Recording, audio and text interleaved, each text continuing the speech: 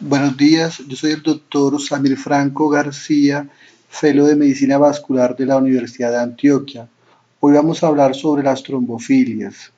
Las trombofilias son un conjunto de entidades que pueden ser hereditarias o adquiridas, en las cuales hay un desbalance a favor de la capacidad procoagulante del organismo, determinando un estado de hipercoagulabilidad con tendencia al desarrollo de trombosis. En la población en general vamos a tener un riesgo de trombosis que va a ser bajo y que va a estar por debajo del umbral a partir del cual se desencadenan los eventos trombóticos. Algunas características como factores genéticos, entre ellos la deficiencia antitrombina, la deficiencia de proteína C, proteína S, que hacen parte del sistema anticoagulante, mutaciones de factor 5, la mutación del gen de protombina 20210, pueden aumentar ese riesgo que tenemos de base. Si a esto le sumamos otros factores adquiridos como la edad, el antecedente de una trombosis previa, la obesidad, el cáncer, ese riesgo se va aproximando cada vez más al umbral y si tenemos además un factor desencadenante, podemos tener el desenlace clínico de la trombosis o de la embolia pulmonar. La etiología de las trombofilias pueden ser primarias o heredadas, también pueden ser secundarias o adquiridas, mixtas o desconocidas, y también pueden haber comorbilidades asociadas a estados de hipercoagulabilidad. Dentro de las primarias tenemos las deficiencias de proteína C y S, la deficiencia antitrombina, el factor 5 Leiden, la resistencia a la proteína C activada, la mutación del gen de la protrombina, la disfibrinogenia. Dentro de las secundarias o adquiridas tenemos el embarazo, el uso de anticonceptivos orales, la edad avanzada, la obesidad, la inmovilización prolongada, el trauma o cirugía, el síndrome de antifosfolípidos y el viaje prolongado. Algunas pueden ser tanto hereditarias como adquiridas, como la resistencia a la proteína C, no inducida por el factor 5 Leiden, la hiperhomocistinemia, entre otros. Algunas comorbilidades asociadas con estado de hipercoagulabilidad son el lupus, el cáncer, la coagulación intravascular diseminada, la trombocitopenia inmune, la hemoglobinuria paroxística nocturna, el síndrome nefrótico, entre otros. Sigue vigente la triada de Virchow como factores importantes en la fisiopatología de la trombosis. Dentro de esta triada tenemos el éstasis, la lesión endotelial y la hipercoagulabilidad. Factores de éstasis vamos a tener la inmovilización, pacientes con parálisis de la extremidad, por ejemplo, aquellos que tienen secuelas neurológicas, pacientes con falla cardíaca, con insuficiencia venosa. Lesiones endoteliales por cirugía, por colocación de catéter venoso central, por trauma, por quimioterapia, por vasculitis, sepsis y por hiperhomocistinemia.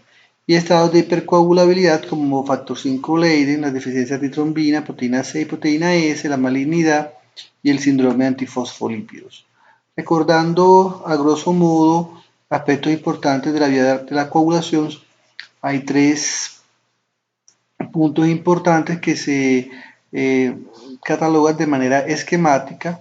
La fase inicial tenemos que el factor tisular es el principal activador de la coagulación in vivo, mientras que el factor 12 lo es in vitro.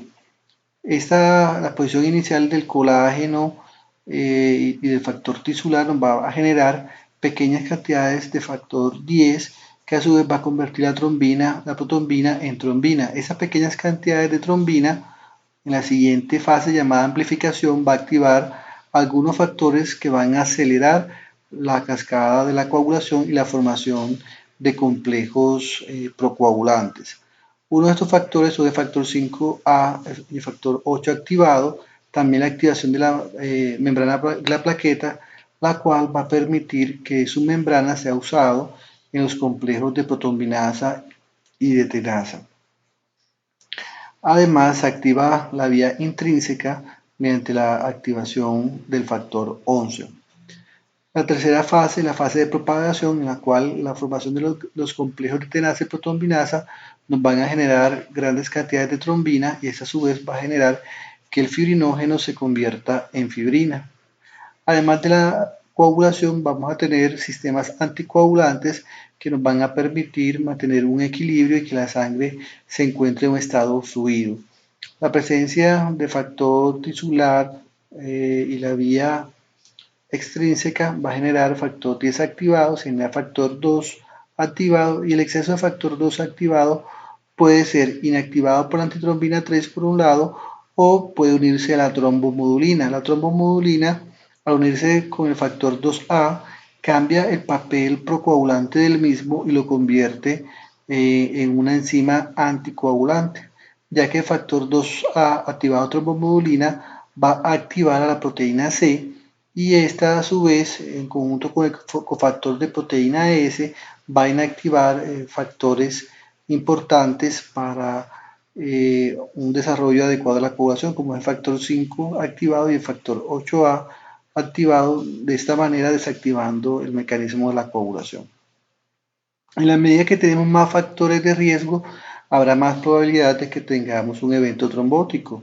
Y vemos en esta diapositiva el riesgo en personas que no tienen ningún factor exceptuando la edad, en personas que tienen un factor de riesgo adquirido, en personas que tienen un rasgo de trombofilia heredados, en personas que tienen un riesgo de una trombofilia heredada más uno adquirido, y finalmente el riesgo más alto en pacientes que tengan combinaciones de trombofilias. Dentro de las mutaciones más importantes o más prevalentes, tenemos el factor 5 de Leiden. En pacientes sanos vamos a encontrar un 4.8% de la población puede tener factor 5 de Leiden y las mutaciones del gen de protrombina 20-210. Estos porcentajes van a ser mayores si tenemos pacientes seleccionados con eventos trombóticos. La deficiencia de antitrombina, por el contrario, es muy poco prevalente, son enfermedades más raras comparados con las anteriores. La incidencia de enfermedad tromboembólica venosa es de 1 en 1000 por año, puede tener causas hereditarias adquiridas y estas causas se pueden identificar hasta un 80% de los casos. En Colombia la prevalencia es de 40.000 a 72.000 casos por año y usualmente va a haber más de un factor desencadenante. El 55% de los pacientes con tromboembolia venosa con trombofilia tienen además un factor de riesgo adquirido. Además, estos pacientes pueden tener varias trombofilias heredadas. Los pacientes con trombofilias nos van a hacer tromboembolia a edades más tempranas comparados con los de la población general. La forma de presentación de esta enfermedad puede ser tromboembolia en pacientes de edad jóvenes, menores de 40 a 50 años. Pacientes pueden debutar como un episodio único o recurrente con trombosis en sitio inusual y también están asociados a necrosis cutánea asociado con la warfarina. La resistencia a la proteína C activada va a ser en el 90% de los casos producida por el factor 5 Leiden, aunque también pueden haber casos que sean mutaciones adquiridas. En esta diapositiva observamos cómo el exceso de trombina activada se une a la trombomodulina y esto convierte la proteína C a una forma activada que al unirse a la proteína S nos va a degradar el factor 5 activado. El factor 5 Leiden, para entender mejor lo que sucede en esta mutación, vamos a observar en esta diapositiva un paciente con factor 5 normal y al momento de la activación por trombina se genera un clivaje del mismo y se genera la activación del factor 5A y se cinde este péptido. El factor 5 activado va a ser inactivado por la proteína C activa, generando un corte a nivel de residuo 506. La excesión a nivel de este residuo va a permitir además que se expongan otros residuos críticos como el 306, permitiendo una catálisis más rápida de la proteína y una inhibición mayor. En los pacientes con mutación de factor 5 de Leiden, este residuo 506 no puede ser escindido y por tanto la proteína C activada tiene que buscar otros residuos que están más escondidos y esto va a generar una actividad más prolongada de factor 5 de Leiden. Además, el corte que genera el factor 5, la proteína C activada, va a generar un residuo, que lo vemos acá, y este residuo va a ser cofactor de la proteína C activada para que también degrade al factor 8A. Cuando no se puede hacer el corte a nivel de residuo 506, no se genera ese péptido y se pierde la actividad de cofactor de la proteína C activada y por lo tanto se aumenta la producción de factor 10A y por lo tanto tiene un papel procoagulante. El factor 5 Leiden es una mutación autosómica dominante en la cual se reemplaza el nucleótido guanina por adenina en la posición 1691, lo que genera un cambio del aminoácido arginina 506 por glutamina en el punto de clivaje de la proteína C activada. Esto genera una inactivación 10 veces más lenta de esta proteína y esta resistencia es parcial porque también se puede dar clivaje a través del residuo 306. Otras mutaciones como el factor 5 Cambridge y factor 5 Hong Kong no se han asociado a riesgo de trombosis. La prevalencia puede ser tan alta como un 20% en población seleccionada con casos de embolia o trombosis venosa. Son homocigotos 1 en 1600 a 2500, va a ser mayor en europeos, en pacientes de raza caucásica, y en pacientes heterocigotos el riesgo absoluto es de 5% para tener trombosis a los 65 años, un riesgo relativamente bajo.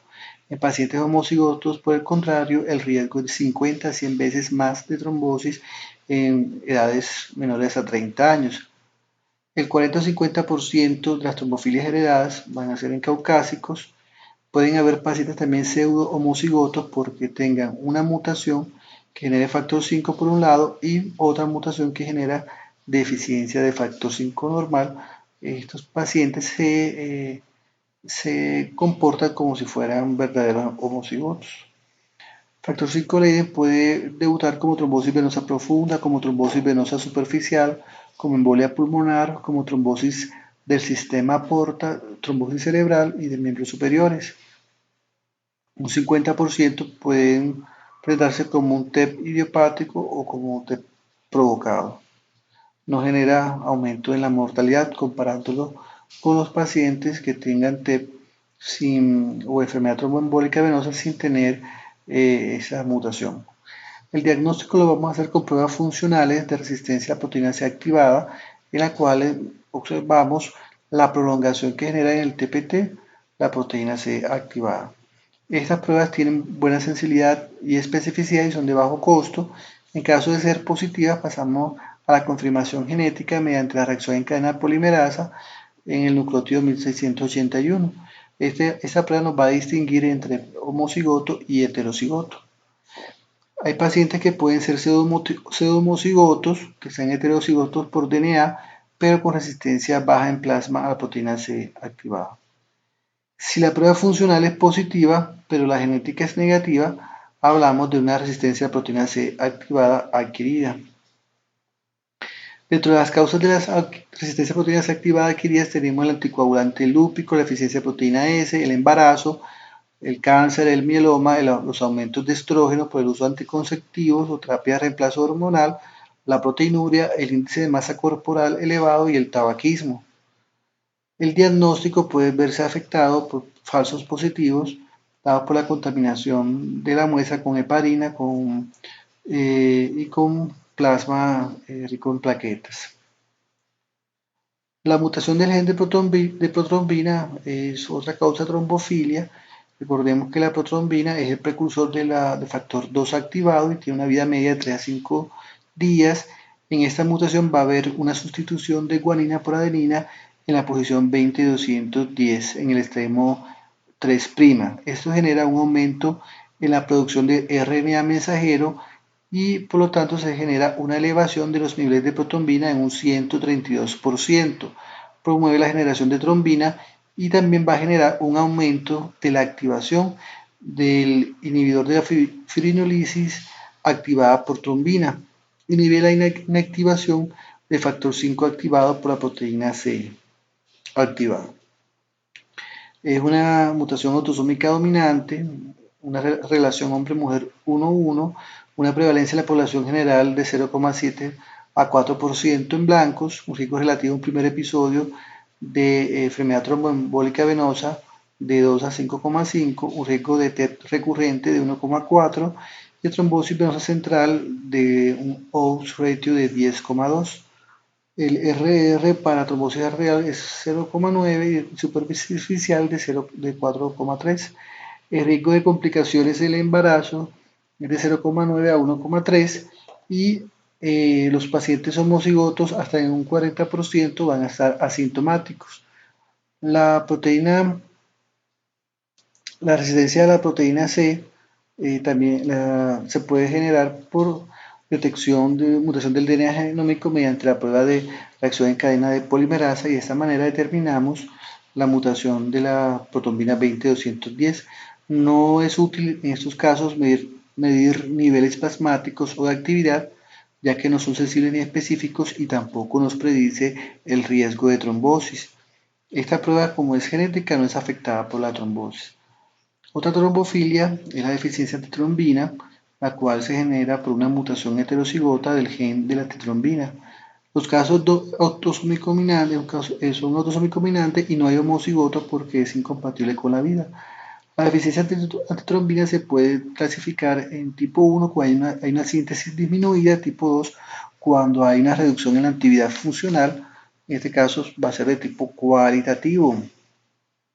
La tipo 2 a su vez se va a subdividir en A, B y C. A, si la reducción en la actividad funcional se debe a cambios en el sitio reactivo, se tiene bajo riesgo de trombosis 6%, o B, si es en el sitio de unión a heparina, con un riesgo de trombosis del 50%, o C, si son pleiotrópicas.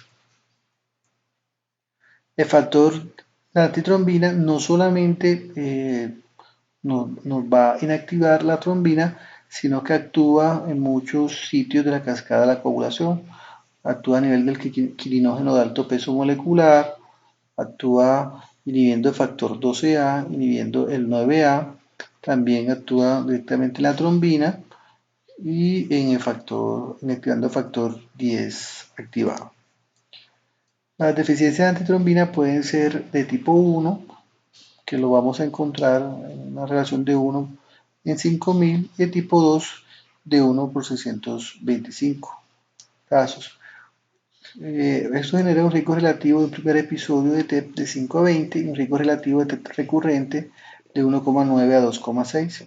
El 58% de las ETET están asociados a otro factor de riesgo.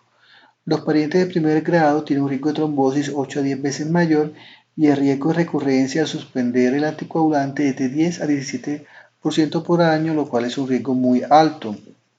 La edad de inicio en los pacientes con deficiencia de trombina usualmente van a ser pacientes jóvenes con rangos de edades entre 15 y 35 años y esta mutación nos va a generar un riesgo relativo de complicaciones en el embarazo de 1,3 a 3,6. Puede debutar como trombosis central, trombosis en lecho esplásmico y un aumento de riesgo de trombosis superficial menor. Se debe sospechar la mutación de antitrombina, deficiencia de antitrombina, en pacientes que requieran altas dosis de heparina para poder anticoagular. No genera incrementos en las tasas de mortalidad. Pueden haber también causas de deficiencia adquirida de antitrombina cuando hay disminución de la síntesis, por ejemplo, en pacientes con cirrosis hepática o que reciban quimioterapia, cuando hay incremento del consumo, por ejemplo, en cirugía mayor, en trombosis aguda, en coagulación intravascular diseminada, y cuando hay aumento en la depuración, ya sea por el uso de heparina o en el síndrome nefrótico. El diagnóstico de la deficiencia de antitrombina se va a hacer por medición de la actividad con sustrato cromogénico, que puede ser con factor 10 activado humano o con trombina bovina. Mediante inmunoensayos detectamos la el nivel del antígeno y de esta manera podemos saber tanto el nivel como la actividad. Las concentraciones séricas de antitrombina van a estar en el rango de 140 microgramos por mililitros y la actividad en el rango de 84 a 116%. Vamos a hacer diagnóstico de deficiencias con rangos entre 40 y 60%. Mediante pruebas de inmunoelectroforesis cruzada con anticuerpos antitrombina más heparina, evaluamos defectos en los sitios de unión. Una vez que tengamos un diagnóstico sospechoso, debemos confirmar los resultados 2 semanas luego de suspender los anticoagulantes orales y las heparinas. Se han detectado más de 150 mutaciones, por lo cual no es posible en este momento realizar una prueba genética para su diagnóstico. Teniendo presente la cantidad de antígeno de actividad, podemos dividir la deficiencia de trombina en tipo 1 cuando hay disminución del antígeno y por lo tanto de la actividad, en el tipo 2 cuando hay una cantidad normal del antígeno y una actividad normal sin heparina y baja con heparina, y el tipo 2 cuando hay defectos en el sitio de unión a la heparina, en la cual vamos a obtener una actividad normal con la heparina pero baja cuando se agrega la heparina. La siguiente mutación que vamos a revisar hoy es la deficiencia de proteína C, que la proteína C se convierte en la proteína C activada y desactiva los factores 5 activados y 8 activados. No solamente la proteína C tiene este efecto, sino que además a través de receptores citoplasmáticos genera señales que van a producir disminución en la apoptosis, disminución en la adhesión celular, disminución en la síntesis y liberación de citoquinas, quemoquinas y disminución de la permeabilidad vascular. La deficiencia de proteína C es una enfermedad autosómica dominante con penetrancia variable. Hay más de 160 mutaciones y se clasifica en tipo 1 cuando hay alteración cuantitativa y en tipo 2 cuando hay alteración cualitativa. La prevalencia en la población general es de 0,2% a 0,4% y tiene una variabilidad clínica importante. El riesgo relativo de un primer episodio de tromboembolia venosa es de 4 a 6,5 y de un ET recurrente de 1,4 a 1,8. El riesgo relativo de complicaciones del embarazo va a ser de 1,3 a 3,6. Los pacientes con enfermedad tromboembólica, un 4% pueden tener esta mutación, hasta 28% tienen otro defecto y la edad media de inicio va a ser en pacientes jóvenes entre 30 y 45 años. Confiere un riesgo de 50% de enfermedad tromboembólica venosa a los 60 años y puede ser causante de trombosis en sitios inusuales. Es una causa de púrpura neonatal fulminante. Se puede presentar además en estos pacientes homocigotos, en pacientes con infecciones agudas que sean heterocigotos, porque la infección va a generar una disminución en la proteína C. Se puede mostrar como una resistencia a la proteína C activada y en pacientes con coagulación intravascular diseminada por niveles muy bajos de proteína C. Una de las características que nos orientan a pensar en esta entidad es la necrosis cutánea inducida por warfarina, en la cual en los primeros días del inicio de terapia observamos estas lesiones en zonas ricas en grasas como extremidades, tronco, mamas y pene, y vamos a encontrar en la biopsia microtrombos en vasos dérmicos y subdérmicos. La deficiencia de proteína C adquirida puede ser igual por disminución de la síntesis, por alteraciones como cirrosis hepática, uso de quimioterapia, por aumento del consumo como las trombosis agudas en el trauma múltiple o por aumento de la depuración como con el uso de heparina y el síndrome nefrótico. El diagnóstico se usa a través de pruebas que generan aumento, prolongación del TPT usando reactivos especiales como el veneno de cabeza de cobre, de la serpiente de cabeza de cobre, y también determinaciones del antígeno mediante pruebas de ELISA, radioinmunoensayo. Las concentraciones séricas normales van a ser de 4 microgramos por mililitro y la actividad de la proteína C va a estar en rangos entre 70 y 140%. Cuando tenemos menos de 55% de la actividad de la proteína C, hablamos de una deficiencia. Pueden haber falsos positivos en pacientes con coagulación intravascular diseminada y en pacientes con alteraciones hepáticas o deficiencias de vitamina K. La prueba de DNA no es práctica. La deficiencia de proteína C se va a subdividir en tipo 1 cuando hay baja cantidad del antígeno y baja actividad por lo tanto del mismo, y en la tipo 2 cuando hay concentraciones normales del antígeno pero baja actividad, lo que hablamos una alteración cualitativa. La deficiencia de proteína S, recordemos que la proteína S es un factor de vitamina K dependiente, pero que a diferencia de los otros factores procoagulantes no contiene dominio serina. Se produce en el hígado, en el endotelio, en el riñón, en los testículos, en el cerebro y es un cofactor de proteína C. El 60% circula unida a la proteína de unión del complemento C4b y el 40% está libre y esa es la que tiene el efecto funcional. Es una enfermedad autosómica dominante en la cual se han detectado más de 200 mutaciones. La proteína S puede actuar como cofactor de la proteína C activada, generando degradación del factor 5 activa y del factor 8, y también puede actuar a nivel del inhibidor de la fibrinolisis activable por trombina. Las deficiencias de proteína S se pueden dividir en tipo 1, que son alteraciones cuantitativas, con niveles libres y totales disminuidos, y en la tipo 2, que son alteraciones funcionales o cualitativas, que se encuentran en un 5%. La tipo 3 son alteraciones cuantitativas por disminución de la fracción libre. La prevalencia en la población general es de 0,03 a 0,13%, el riesgo relativo de un primer episodio de TEP es de 1 a 10 y de TEP recurrente de 1 a 1,4. El riesgo relativo de complicaciones en el embarazo de 1,3 a 3,6.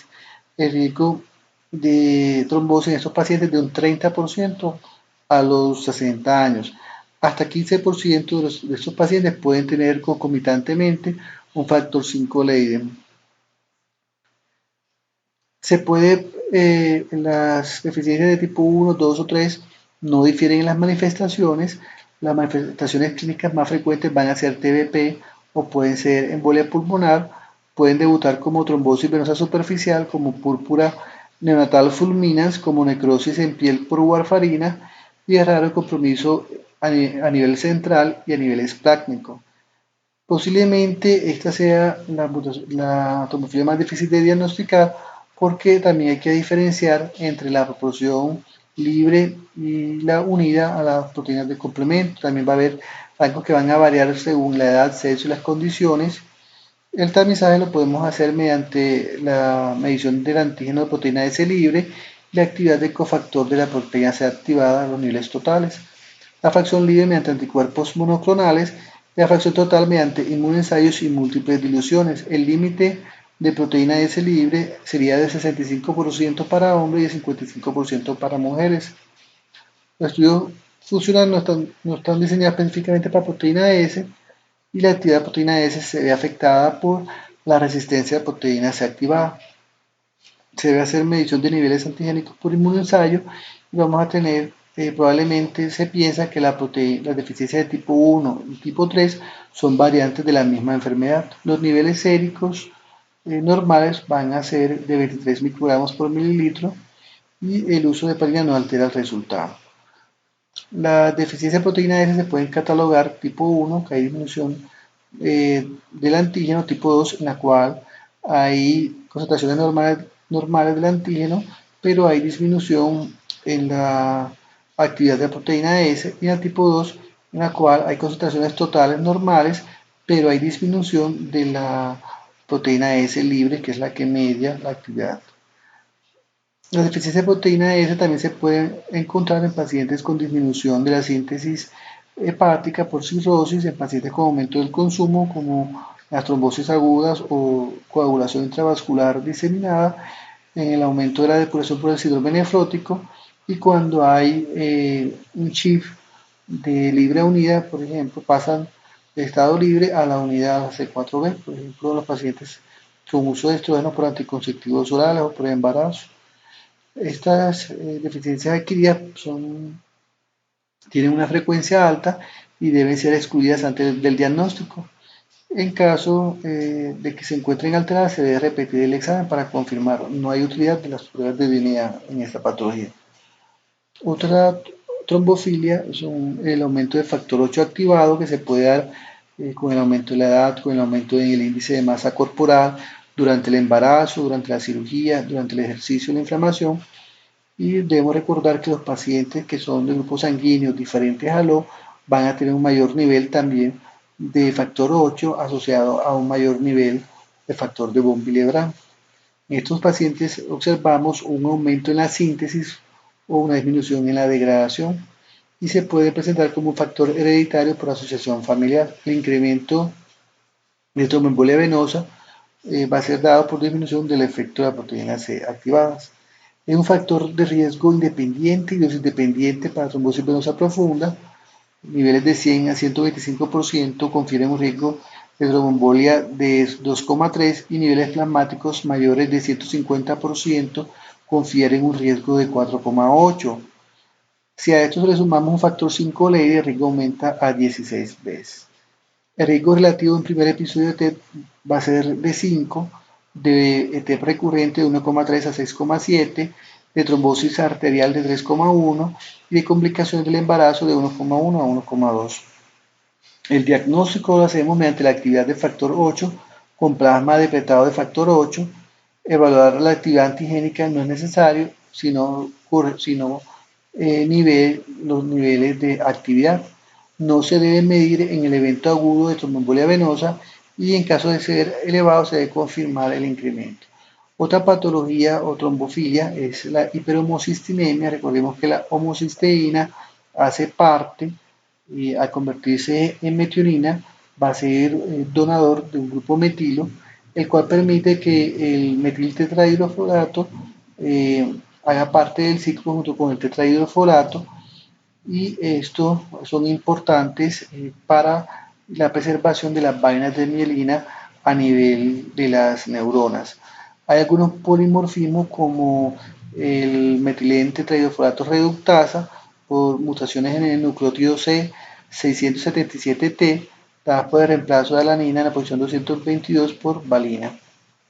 La hiperhomocisteína genera efectos aumentando el factor tisular, activando los leucocitos, disminuyendo el sistema anticoagulante, inhibiendo la proteína C, inhibiendo la producción de óxido nítrico, y esto nos va a generar un mayor riesgo de trombosis venosa profunda, de infarto, de enfermedad cerebrovascular y de enfermedad arterial crónica.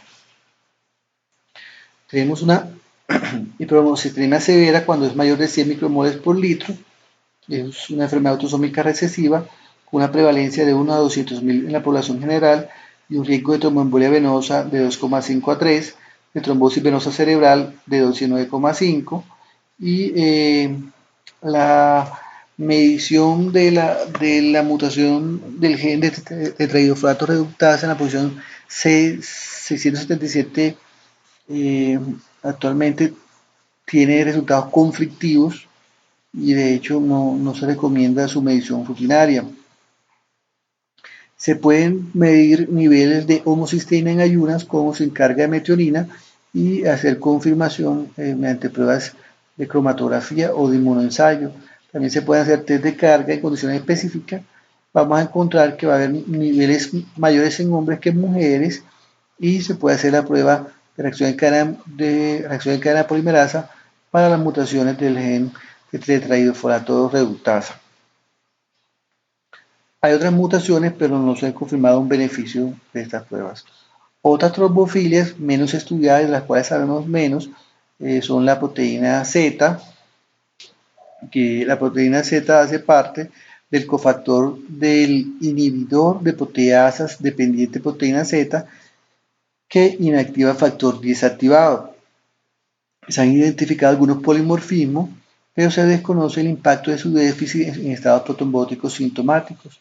También las difibrinogenias, aproximadamente un 20% de los pacientes que tienen defecto funcional de fibrinógeno también muestran una tendencia mayor a trombosis, y otras trombofilias era la lipoproteína A minúscula, las cuales inhiben la activación del plasminógeno y la activación de la fibrinolisis. niveles elevados han sido asociados a trombosis venosa profunda en la infancia y en adultos, parece un factor de riesgo débil.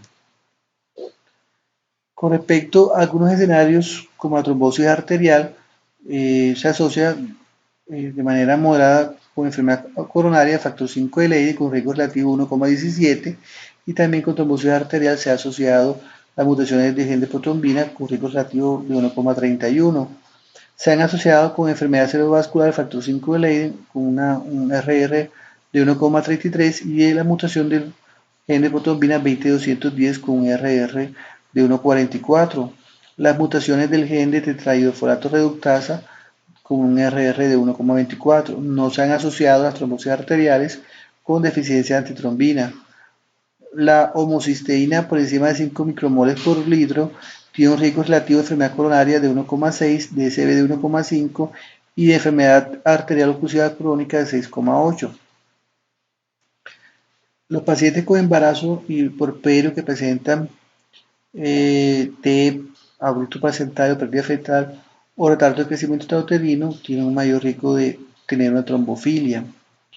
El TEP es la principal causa de muerte materna. Un 50% de las tromboembolias en embarazo se deben a trombofilia y un 25% de los pacientes que tienen deficiencia de trombina presentan tromboembolia durante el embarazo.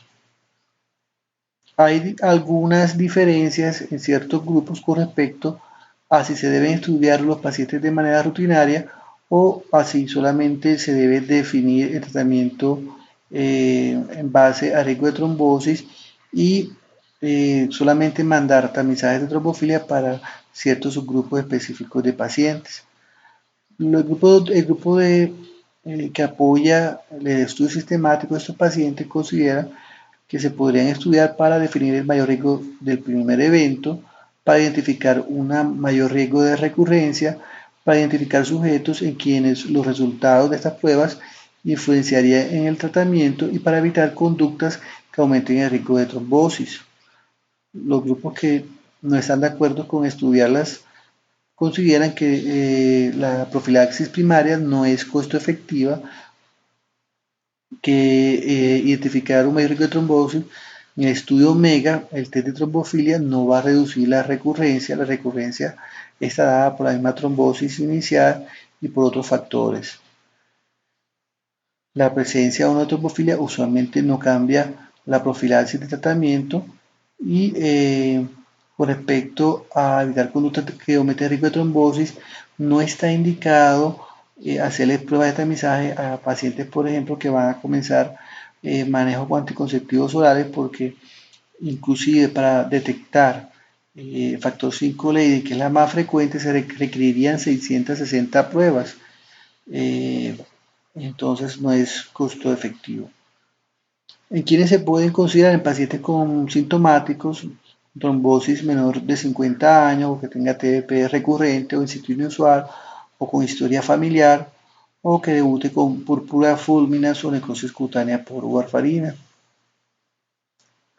La incidencia de trombosis, observamos que en los pacientes que tienen una trombofilia va a ser de 2,5%, y en los pacientes que tengan una tromboembolia idiopática va a ser de 3,3%, y los pacientes con una provocada va a ser 1,8%. Es decir, entre idiopática y trombofilia realmente no hay diferencia.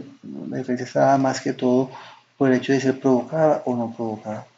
¿A quién no se debe estudiar? A pacientes con trombosis arterial, a pacientes niños con evento cerebrovascular, la que probablemente tenga otras causas, en la trombosis de miembro superior, en trombosis relacionada a catéter y en oclusión de vena retiniana.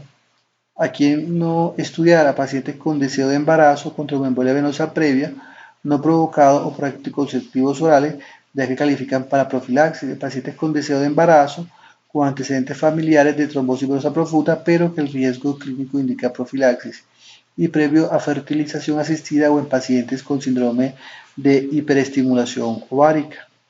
No se deben realizar estos test: anormalidades del sistema fibrinolítico, deficiencia de cofactor 2 de heparina, aumento de niveles de fibrinógeno, factor 7, factor 9, factor 11 y disminución de factor 2.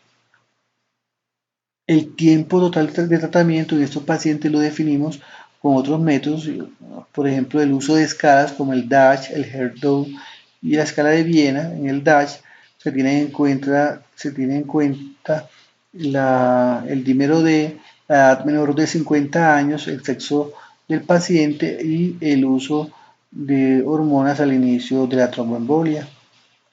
En el HER2 usamos otros criterios como hiperpigmentación, edema, enrojecimiento, dímero D, obesidad y edad mayor. Y en la escala de Viena usamos el sexo, el sitio de localización de la trombosis y el valor del dímero D. No debemos estudiar en los siguientes momentos: durante el episodio agudo, durante el tratamiento anticoagulante, si debemos suspender la anticoagulación 2 días ya sea la heparina o 15 días si es antagonista de la vitamina K. No se deben estudiar menos de 90 días posparto, menos de 30 días de suspendida la terapia hormonal y se debe balancear el beneficio de obtener resultados versus el riesgo de suspender los anticoagulantes. El mejor periodo para estudiar es 3 a 6 meses después del evento y todo resultado anormal debe confirmarse. Muchas gracias.